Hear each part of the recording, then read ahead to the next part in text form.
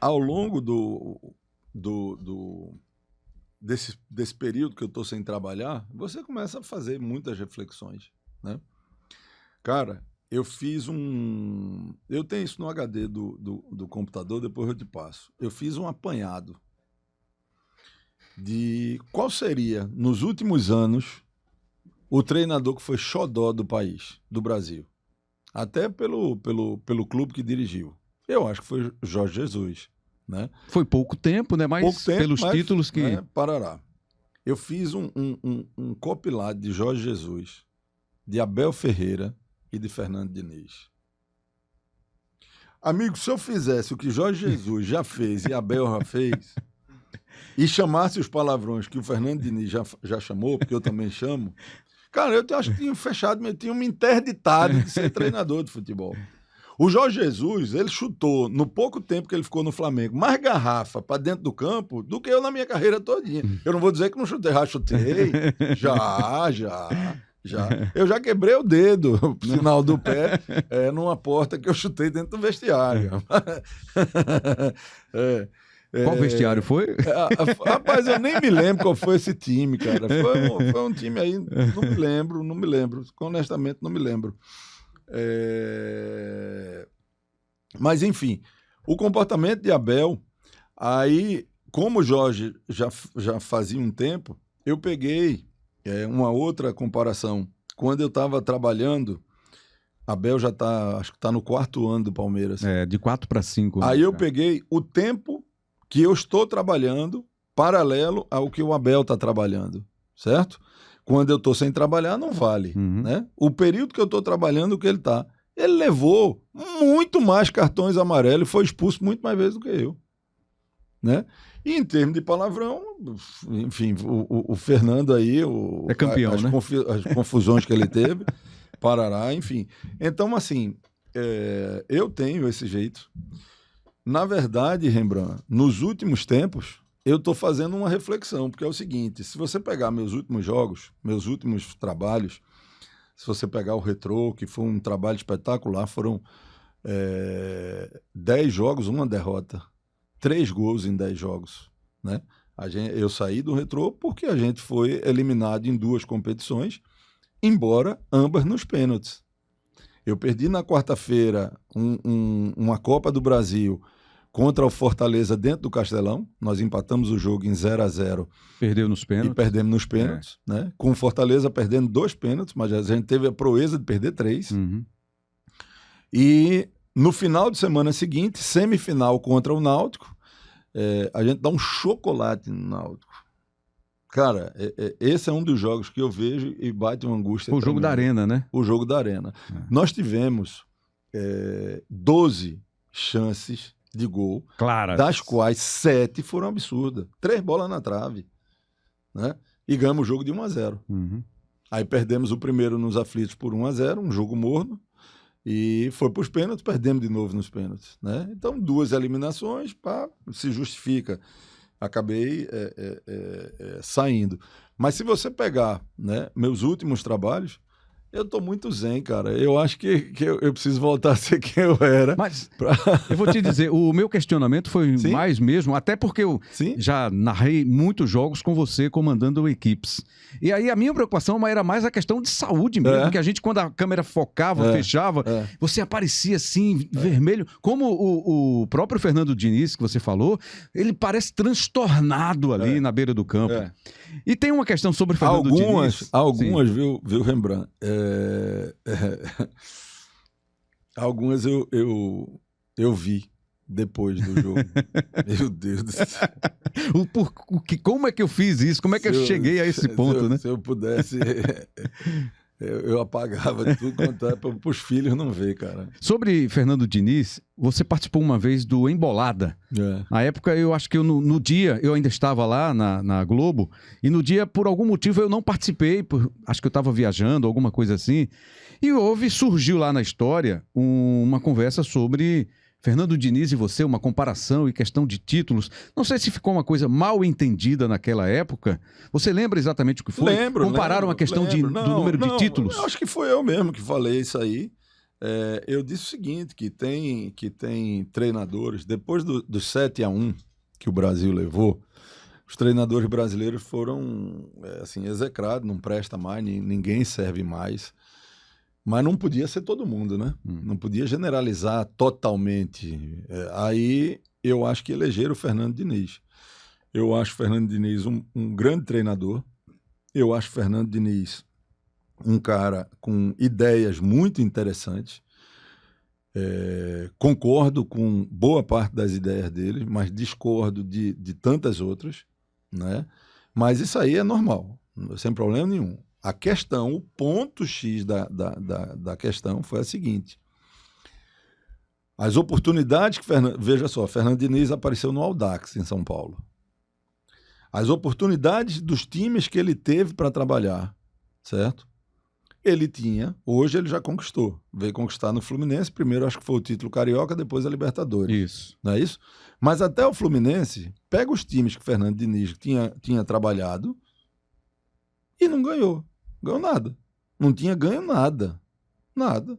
E você já tinha alguns títulos estaduais conquistados. Tinha sete, eu acho, títulos estaduais. Livrei tantos times outros de rebaixamento. Caí com alguns, porque quem brinca com fogo, cara, uma hora se queima. Né? Quantos trabalhos eu peguei, faltando 10 jogos, sem poder contratar, e você ter que fazer campanha de acesso para não cair. Alguns funcionaram. O mais recente, para mim, foi assim, o que virou mais referência nos últimos anos, né? Eu acho que o Náutico e a ABC foram os mais difíceis. Mas nos últimos anos, a maior referência foi o CRB. O CRB, eu acho que foi 2018. Quando eu assumi o CRB, faltavam 9 jogos, o CRB precisava ganhar 5, se não me engano. Percentual de título. Isso não é nem de acesso, é de título. Pô, quando eu assumi o CRB, cara, eu recebi ligações do Brasil inteiro. Pô, você realmente é louco. Você realmente é maluco. E a gente foi lá e salvou o CRB. Mas não vai acontecer toda vez. Isso não vai acontecer toda vez. E algumas equipes eu assumi nessa condição e não deu tempo. Não deu tempo. É aquela história. Por exemplo, o ABC, o recorde, quem conseguiu igualar comigo foi o Alan Al. Depois de quase 8 anos. Em 2013 ou foi 2014, quando eu salvei o ABC do rebaixamento, o ABC foi a primeira equipe da Série A e B que conseguiu escapar de um rebaixamento somando apenas 14 pontos no primeiro turno. 14 pontos no primeiro turno. Então, a campanha do segundo turno tinha que ser de acesso e foi. A gente ganhou 6 jogos seguidos. Ganhamos de todo mundo que estava na zona de classificação. Ganhamos de Chapecoense, de América Mineiro, de Palmeiras, enfim. Né? Então, anos depois, quem conseguiu, acho que foi há 2 anos atrás, foi o Alan Al também, com o Vila Nova. Mas não é toda hora que isso vai acontecer. Não é toda hora que isso vai acontecer. E aí você me remete à história agora do esporte, né? A história recente do esporte, que contratou Daniel Paulista para tentar um milagre. Porque pelo que o esporte vem apresentando até agora, com a lanterna do Campeonato Brasileiro, né? E aí ele tem um baita desafio. Aí eu não quero que você faça aqui uma análise do trabalho de Daniel, o que é que pode ser feito, o que é que não pode ser feito. Mas eu queria, pelo contexto, pelo recorte, o que é que você imagina, o que é que pode ser feito ali dentro para que isso venha trazer alguma consequência positiva? Porque a questão a situação é muito difícil, né? É muito delicada. E é fazer um técnico sair, deixar um trabalho, como ele estava no Remo, um trabalho relativamente bom, brigando ali na zona de classificação, G4, sai um pouquinho, volta, e assumir um desafio como esse. Uma escolha que você já deve ter feito em outros momentos como essa. Eu acho, Daniel é um amigo, Daniel foi capitão comigo em 2 oportunidades. No Náutico, né? No Náutico e no ABC. No ABC também. E eu indiquei o Daniel para, efetivamente, acho que foi o primeiro trabalho que ele fez assim, que começou a se consolidar como treinador, que foi no Confiança. Aliás, o Confiança, eu ajudei, porque eu tenho amizade na época com o presidente, hoje o Confiança parece que é SAF, E o Confiança, ele sempre me ligava pedindo dica de treinador, e eu levei para lá 2 ex-auxiliares e um ex-capitão. Eu levei para lá o Leandro Senna, que hoje está no Central, foi meu auxiliar, acho que 2 anos. Levei para lá o Luizinho Lopes, né, que hoje é um treinador também que está em ascensão, está no Vila Nova, e indiquei o Daniel Paulista. Tudo em conversa lá com o Hernando. Então, assim, o Daniel, ele teve a experiência, por exemplo, de 2007. Em 2007, quando eu saí do Brasiliense, a gente tinha sido campeão invicto estadual. Nós fomos a última equipe da Série A e da Série B a perder a invencibilidade. A gente ficou sem perder, acho que até abril. Até abril, não perdemos um jogo. E quando eu saio do Brasiliense, a gente estava em 3º lugar na Série B. Estava na zona de classificação. E foi para o Náutico com acho que 5 pontos para sair da lanterna. É uma situação até bem parecida mesmo, 5 né? pontos para sair da lanterna. Né? E a gente conseguiu, mas não foi fácil. Né? Eu vi alguns jogos do Sport antes da parada para esse Mundial de Clubes e vi ontem... Depois Não, sem problema. Eu vi ontem... O jogo contra o Ceará, né? O jogo contra o Ceará. Eu acho que o Sport já apresentou algumas coisas diferentes. Mas o Daniel, ele vai ter trabalho. Ele vai ter trabalho, principalmente porque ele precisa resgatar a confiança dos jogadores, né? Eu vi ontem, por vezes, bola que é para o cara definir, o cara não definiu, tocava para o lado. Por incrível que pareça, no primeiro tempo, o jogador de mais personalidade para jogar foi o garoto. O Zé Lucas, né? Deu 2 chutes de fora da área, arriscou 2 chutes de fora da área, arriscou drible numa zona difícil, que é ali na entrada da área, né? Que é a zona mais tumultuada, é a mais fácil de você errar, porque... Então, assim, o Sport precisa resgatar a confiança. O Sport precisa de uma vitória inusitada, né, para virar a chave. Mudar o treinador, mudar o ambiente, mudar o sistema, mudar peças. Se isso não vier acompanhado da vitória, não vira a chave, não. E teve esse jogo da Copa do Nordeste. O jogo foi empate, é bem da verdade, mas perdeu nos pênaltis. O Sport precisa vencer urgente. Eu acho que se vencer e resgatar o ambiente de trabalho bom, sem ser utópico, né? Utópico, porque não adianta você ter um ambiente de trabalho bom sem ganhar. Não vem com essa história. Então o Sport precisa da primeira vitória urgente. Depois da primeira vitória, se ele conseguir, né, o segundo feito, que é a sequência de vitórias, pode conseguir, mas...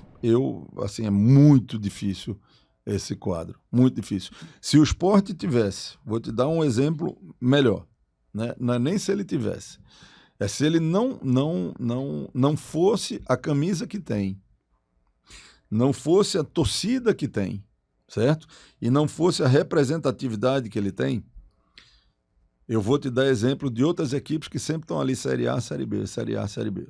Se é um Avaí, se é um Atlético Goianiense, se é um América Mineiro, nessa hora, ele já estava colocando apostas para ganhar a cancha, guardando o dinheiro que pode, certo? Em vez de gastar, estaria pegando os recursos da Série A, guardando o que pode, para no ano que vem subir de braçada na Série B. Veja o que acontece. É isso mesmo. Veja o que acontece quando o Atlético cai, quando Avaí cai, quando América Mineiro cai. Normalmente eles fazem uma boa Série B no ano seguinte, né? E faz o quê? Você não vai agora mais investir no medalhão e num salário astronômico. Você já começa a enxugar o que você pode para você cair capitalizado. Porque aí no ano seguinte, na Série B, enquanto todos têm orçamento de Série B, você guardou uma reserva ali da Série A, você vai disputar a Série B com orçamento da Série B, mas com reserva para dar um up nos momentos certos e buscar o acesso.